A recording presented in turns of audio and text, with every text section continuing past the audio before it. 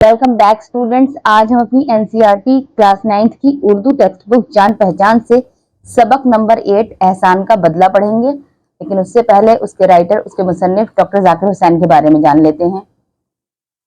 Doctor Zakir Hussain Hyderabad में पैदा हुए। उनका ताल्लुक कस्बे कायमगंज, जिला फर्रुखाबाद, उत्तर प्रदेश के एक मोअज़्ज़िज़ यानी कि एक इज्जतदार पठान खानदान से था। उनकी इब्तदाई यानी कि शुरुआती तालीम इस्लामिया स्कूल इटावा यूपी में हुई। वो आला तालीम के लिए अलीगढ़, इलाहाबाद और जर्मनी तक गए। जर्मनी से उन्होंने पीएचडी की डिग्री हासिल की। डॉक्टर जाकिर हुसैन की शख्सियत के कई अहम पहलू थे। वो बैक वक्त यानी कि एक ही वक्त में एक साहिब तर्ज अदीब वो होता है एक ऐसा अदीब जिसका एक अपना यूनिक स्टाइल हो। माहिर तालीम यानी कि एजुकेशन के एक्सपर्ट, कौमी रहनुमा और सियासतदान यानी कि पॉलिटिशियन थे। वो जामिया मिलिया इस्लामिया नई दिल्ली और अलीगढ़ मुस्लिम यूनिवर्सिटी अलीगढ़ के वाइस चांसलर रहे। उन्होंने सूबे बिहार के गवर्नर, नायाब सदर यानी कि वाइस प्रेसिडेंट, उपराष्ट्रपति और सदर जमहूरिया बोलते हैं प्रेसिडेंट राष्ट्रपति को, सदर जमहूरिया हिंद की हैसियत से मुल्क व कौम की गैर मामूली खिदमत अंजाम दी। जाकिर साहब का अदबी सफर दुनिया की चंद अहम किताबों के तर्जुमों यानी ट्रांसलेशन से शुरू हुआ। उन तर्जुमों में मशहूर फलसफी यानी कि फिलोसफर अफलातून की किताब रियासत और एडविन कैनन की सियासी अक्तसादियात यानी कि इकोनॉमिक्स वगैरह शामिल हैं। उन्होंने जर्मनी जबान में गांधी जी पर एक किताब लिखी। बच्चों की तालीम और तरबियत और बच्चों के अदब से उन्हें खसूसी यानी कि खास दिलचस्पी थी। उन्होंने बच्चों के लिए मुतअद्दिद यानी कि मल्टीपल मज़ामीन और कहानियां लिखी।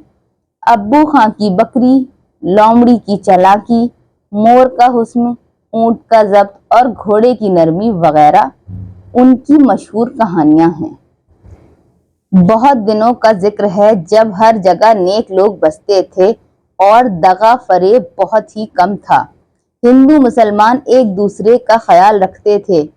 कोई किसी पर ज्यादती नहीं करता था और जो जिसका हक होता था उसे मिल जाया करता था। उन दिनों एक शहर था आदिलाबाद। इस आदिलाबाद में एक बहुत दौलतमंद दुकानदार था।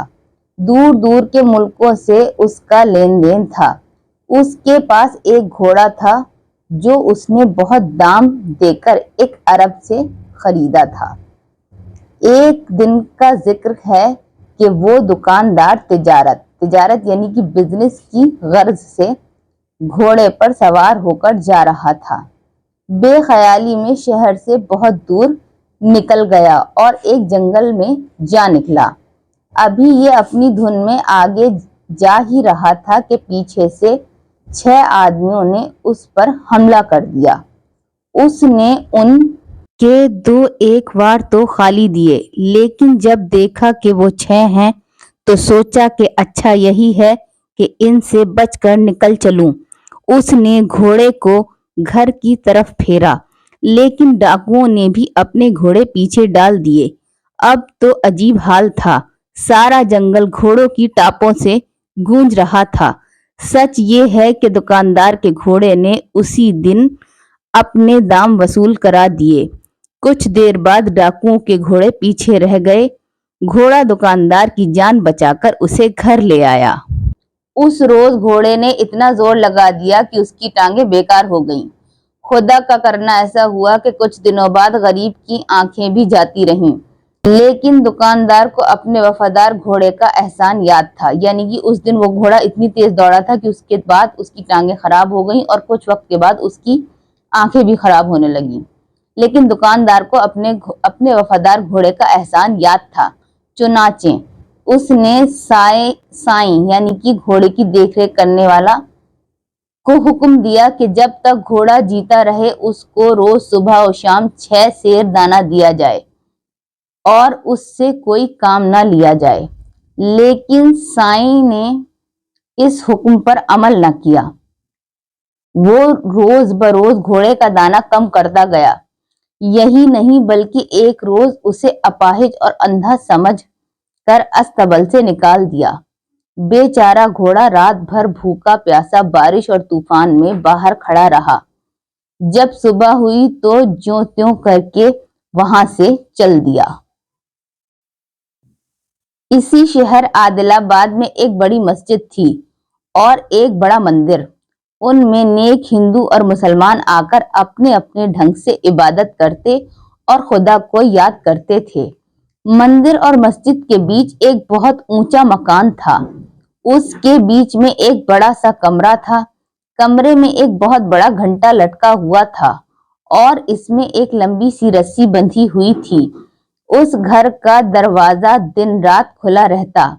شہر عادل آباد میں جب کوئی کسی پر ظلم کرتا یا کسی کا مال دبا لیتا یا کسی کا حق مار لیتا تو وہ اس گھر میں جاتا، رسی پکڑ کر کھینچتا۔